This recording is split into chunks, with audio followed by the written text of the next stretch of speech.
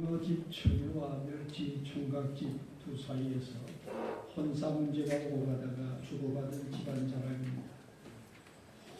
오징어 집안에서는 이래봬도 우리의 집안은 먹물 집안이라고 자랑하겠습니다. 멸치집은 우리 집안은 뼈 있는 집안이라고 자랑을 합니다. 저 역시 호세리 목사로서 어릴 때부터 SFC 학생 신앙운동부터 집안 자랑에 뼈 있는 집안이라고 자랑하면서 한번 보지도 만나지도 못했던 주기철 목사님, 손양호 목사님, 주남선 목사님, 이기선 목사님 등등 할 것 없이 이분들의 뼈를 많이 우려먹었습니다. 오늘 요셉의 집안에서 일어난 부모 자식 간의 공통점 하나가 죽음을 앞에 두고 그들을 뼈로 말하고 있다는 사실. 그 아버지 야곱 역시 창세기 47장 29절에 죽을 날이 가까웠을 때 요셉의 손을 그곳에 끌어들여서 그의 한쪽 뼈를 손을 얹고 맹세를 하기 시작합니다.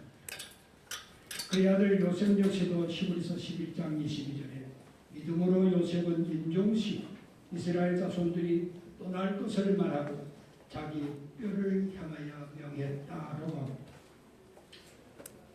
오늘 그들의 이 뼈로 말하는 행위는 맹세라고 하는 표적이 있습니다.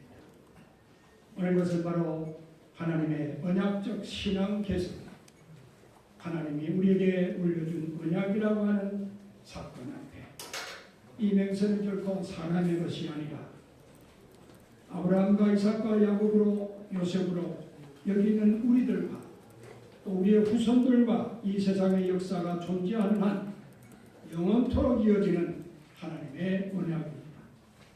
말하자면 이 언약의 주체는 하나님이십니다. 이 언약의 약속은 죽느냐 사느냐입니다.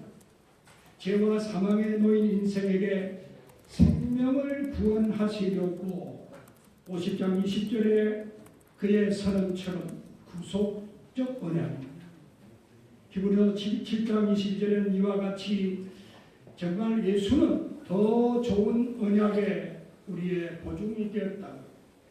오늘 이 언약의 내용은 신구약 성경인 줄 믿습니다. 하나님이 보증하시고 보존해 가시는 것이 주의 말씀입니다. 그래서 요셉의 꿈을 정확하게 성경은 해석하기를 자기의 꿈이 아닌 시편 105편 17편 19절까지 그가 한 사람을 앞서 보내셨으며 요셉의 종으로 팔려도다. 그의 발은 차고를 차고 그의 몸은 쇠사슬에 매였으니 곧 여호와의 말씀을 응할 때까지라. 그의 말씀이 그를 단련하였도다 라고 성경은 말합니다. 그렇습니다. 뼈있는 신앙은 말씀 때문에 죽고 사는 신앙입니다. 말씀 앞에 나의 죽음이 있어야 합니다. 말씀 앞에 나의 삶이 있어야 됩니다. 이것이 바로 고람대오의 신앙이요, 이것이 순교의 신앙입니다. 17세기 스코틀랜드의 장로교의 위대한 순교자들, 그 언약도들은 지붕 없는 감옥에 갇혀서 해골로 자신의 신앙을 증명하는 것을 현장에 가서 보게 되었습니다. 오래된 선배의 언약도들이지만 정말로 이 어린 후배 앞에 그들이 말하고 있었습니다. 너 뼈 있는 신앙생활 하고 있느냐라고 말입니다. 일제 신사참배의 강요 앞에서 한국 교회는 정말 풍전대가처럼 신앙을 지켜내는 일이 너무나 고통스러운 현실이었습니다. 저는 부산을 가면 한도 앞바다를 일부러 가봅니다. 미소바라이라고 하는 일본의 천황폐하 이름으로 세계를 베풀었던 그 치욕적인 시간들이, 그 굴절의 시간들이 오늘 나에게 무엇을 의미해 주느냐라고 하는 그런 푸른 바다를 보면서 바다고 말하고 돌들이 말하고 있는 장면을 저는 느끼고 가끔 봅니다. 죽으나 말하는 진정한 언약의 신자. 오늘 우리가 진정 언약의 후예들인가? 우리 한번 같이 돌아봐야 되겠습니다. 경건의 모양은 있으나 경건의 능력을 잃어버린 채 터무니없이 살고 있지는 아니한지. 여러분, 나무의 크기, 저는 이 종로 5가를 올라오면서 정말 아름다리 느트나무에 낙엽이 떨어지는 모습을 보고 잘생겼다, 되게 크다, 이렇게 그를 향하여 말하지만, 그러나 여러분, 나무의 크기는 예양에 있지 않고 뿌리에 있습니다. 개혁신앙의 뿌리는 말씀임을 믿으십시오. 우리 장로교의 뿌리는 말씀임을 믿으십시오. 여러분, 그러나 너무나 우리는 자기를 모르는 채 날뛸 때가 있습니다. 택도 없이 말하고 행동할 때가 있습니다. 여러분, 그럴 때 우리는 일상적으로 저 터무니없는 놈아, 이 터무니없는 인간아, 이렇게 말하지 않습니까? 여러분, 그렇습니다. 터라는 것은 기본이요, 기초요, 자기 뿌리입니다. 자기 정체성입니다. 정말로 이 터를 잃어버릴 때에 무님안의 신앙은, 무님안의 삶은 심각한 욕이 될 것입니다. 한국교회와 우리 장로교회가 해야 될 사명은 바로 여기에 있다고 생각합니다. 정말로 교회가 시장터가 되어서는 안 됩니다. 하나님의 말씀의 터가 되어야 됩니다. 교회는 반드시 하나님이 주신 앞서 있는 나와 여러분들의 신앙이 대물려져야 언약의 신앙이 개성될 수 있습니다. 정말 그렇습니다. 며칠 전 저는 하나의 한국교회에 내놓을 만한 목사님과 더불어 대화를 나누다가, 정말로 초대 개척자의 목사님은 대기업의 창업자요, 후임자는 2대 창업자라고 하는 표현에 정말 말로만 들었던, 기독교가 헬라로 갈 때는 지식이 되고, 로마로 갈 때는 제도가 되고, 미국으로 건너갈 때는 기업이 되고, 한국으로 와서는 대기업이 됐다고 하는 그 하나의 현실을 그의 고백과 선언 가운데 듣고 정말 놀랐습니다. 창업주, 제2의 창업주, 바지사장, 어쩌다 우리 한국교회의 지도자와 교회의 평가가 이리 됐습니까? 정말 죽었으나 살아서 말하고 있는 것처럼 뼈있는 신앙이라면, 두 번째 나와 여러분에게 주신 뼈의 개혁신앙, 언약신앙은 나는 죽으나 하나님이 너희를 돌볼 것이다. 부자지간에 똑같이 고백한 말씀이 창세기 48장 21절과 창세기 50장 24절입니다. 이 말은 결국은 다른 것이 아닙니다. 죽지 아니함이 하나님께 있음을 고백하는 고백입니다. 다시 말하면 언약신앙은 삶의 끝은 내가 아니라 하나님이라는 사실입니다. 창세기 37장부터 50장까지 100여 년에 걸쳐서 자신의 인생의 끝장을 경험한 요셉이 구덩이에서 생매장을 당할 뻔, 노예로 팔림, 종살이, 여인의 겁탈, 그리고 역시 애매한 무명 감옥에 답이 없는 인생의 막장 드라마 앞에 그에게는 하나님 외에는 아무것도 없었습니다. 꿈도 내 것이 아니라 하나님이 꿈이라는 사실을 뒤늦게 알았습니다. 모든 것 죽음이 올지라도 난 하나님을 경험하고 체험하고 나니 끝까지 하나님을 붙잡아야 되겠다. 하나님 손에 남겨져야 되겠다. 이것이 바로 요셉의 이 유언적인 최후의 그의 선언 속에 묻혀있는 고백이 아닙니까? 내 자아의 끝은 하나님이다. The end is self, is the beginning of God. 정말 이것은 바로 하나님 앞에 우리 모두의 끝은 하나님이라는 사실을 알면서 삶으로 우리는 이렇게 살아내지 못한 연약이 있습니다. 장로교의 영향력이 감소되는 이유가 무엇일까요? 저는 그 이유가 하나님을 제대로 믿지 않는다. 하나님 앞에 굽어지지 않는다. 우리의 미랄의 신앙, 하나님 미랄이 땅에 떨어져 죽으면 많은 열매를 맺지만 죽지 아니하면 그대로 있는 하나님의 절대 주권의 신앙, 언약 신앙이 무너진 까닭이라고 저는 그렇게 참으로 보고 있습니다.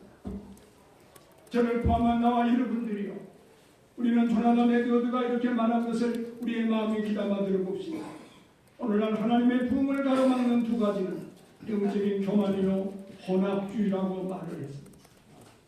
쓸데없고 터무니없는 고집, 다툼, 분열, 여러 가지 모든 파벌, 그리고 세속주의인 가치로 뒤섞여버린 혼합주의 세속주의, 이것이 바로 부흥의 걸림돌이라고 했습니다. 우리 모두 정말로 우리는 여기에 안전합니다. 정치에서, 돈에서, 권력에서 여러 가지 차별금지, 동성애 결혼에 대한 반대를 우리는 그야말로 막아보려고 애를 쓰지만, 그러나 우리의 속에서 행여나 정말 내놓아야 될 하나님의 자리를 내놓지 않고 있는 우리의 모습은 없습니까? 다른 것이 끼어들면 그것은 우상이요, 신앙생활을 제대로 할 수가 없습니다. 누이 좋고 매불 좋고 님도 보고 뽕도 보다는 이런 말은 나와 여러분의 입 밖에서 할 일이 아닙니다.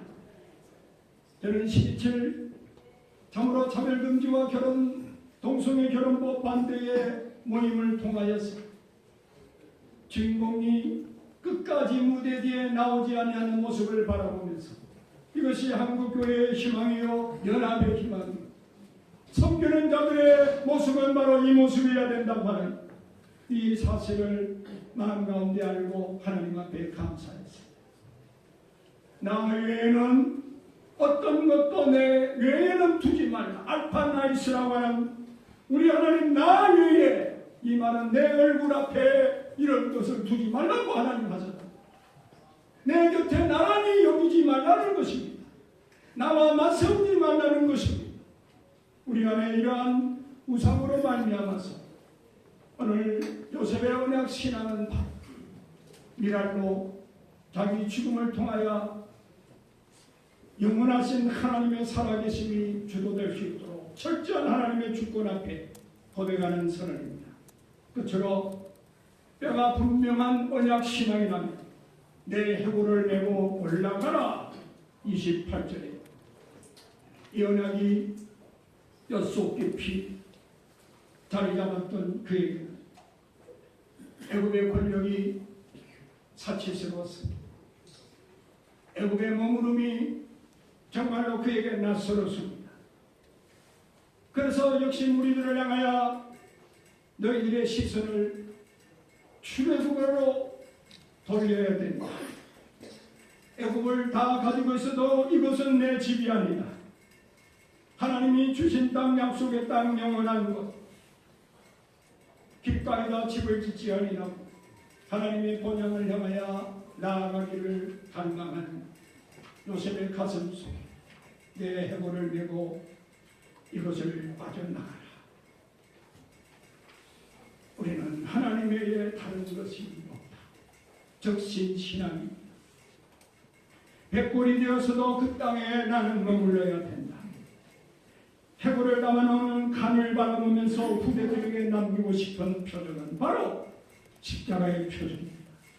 죽음을 통하여 생명이 오고 자기 희생을 통하여 영광이 온다는 사실을 증거해주는 표정입니다. 언약의 보증입니다. 정말로 하나님의 구원이라고 하는 위대한 이 하나님의 이 땅에 보내시고 부름받은 목적에 대한 사망의 구덩이에서 생명의 부활로 살아나고 십자가의 그 능력으로 말미암아 살아내는 이 사건, 사랑하는 모든 총대 여러분들, 정말로 장로교는 여러 맹세하는 신구약 성경이 나와 여러분의 전부입니다.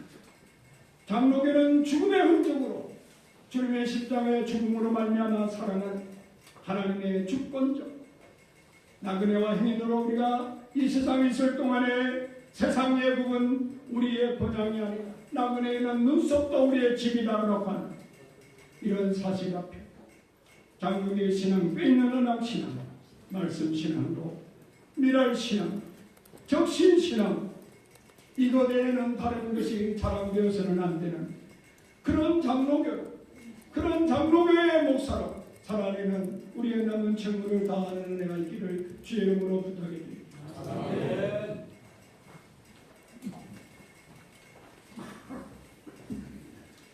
귀한 말씀 감사합니다.